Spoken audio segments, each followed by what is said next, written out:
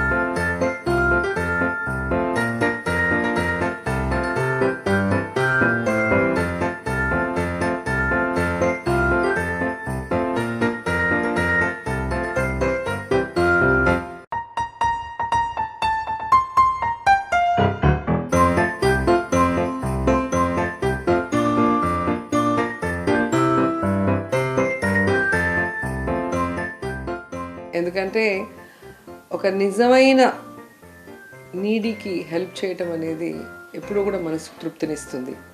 ప్రతి సంవత్సరం జగనన్న పుట్టినరోజు నాకు చాలా స్పెషల్. సో ఆ రోజు ఏదో ఒక పేద కుటుంబం జగనన్న కోసం, జగనన్నని ప్రేమిస్తున్న కుటుంబం బాగుండాలి అన్న ఆశతో, వారి ఆశీస్సులు జగనన్నకి ఎప్పుడూ ఉండాలన్న ఆకాంక్షతో నేను వెతికి పట్టుకొని వారికి హెల్ప్ చేయాలనుకుంటాను. సో అలా గతంలో మీరు చూస్తే పుష్ప అనే అమ్మాయిని దత్తత తీసుకొని మెడిసిన్ చదివిస్తున్నాను.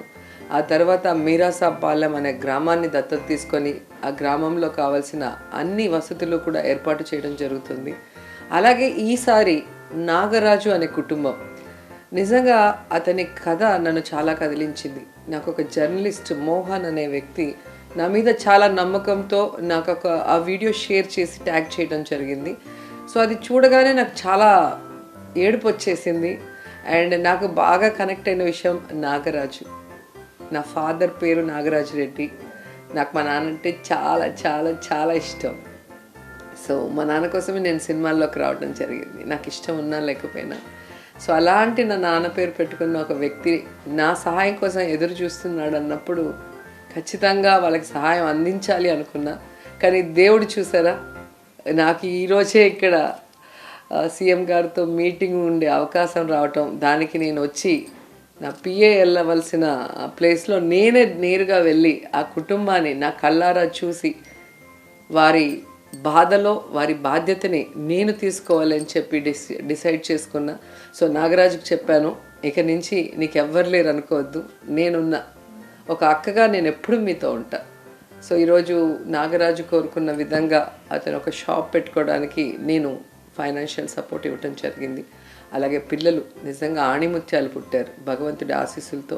సో ఆ పిల్లలు చక్కగా చదువుకునే విధంగా నేను ఎప్పుడు సపోర్టివ్గా ఉంటాను. అలాగే ఆయన భార్య, అమితంగా ప్రేమించే ఆ భార్యకి ఒక కిడ్నీ రిమూవ్ చేయటం వల్ల ఈరోజు బెడ్ రిడన్గా ఉండటం అనేది అతన్ని కలిచివేస్తుంది.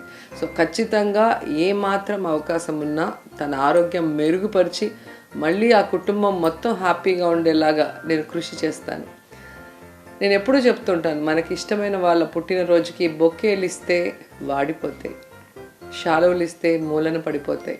కానీ ఎవరికైనా భవిష్యత్తు ఇస్తే అది జీవితాంతం అలా పెరుగుతూ ఉంటుంది, ఒక చెట్టు పెరిగినట్టుగా. ఆ చెట్టు ఎలా అయితే అందరికీ నీడనిస్తుందో,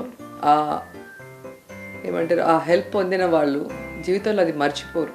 సో జగనన్నకి వారి బ్లెస్సింగ్స్ ఎప్పుడూ ఉంటాయి.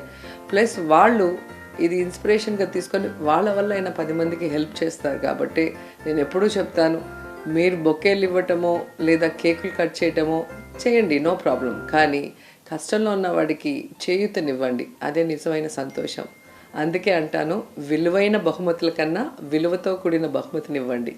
అదే జగనన్నకి శ్రీరామ రక్ష. Happy birthday Jagananna.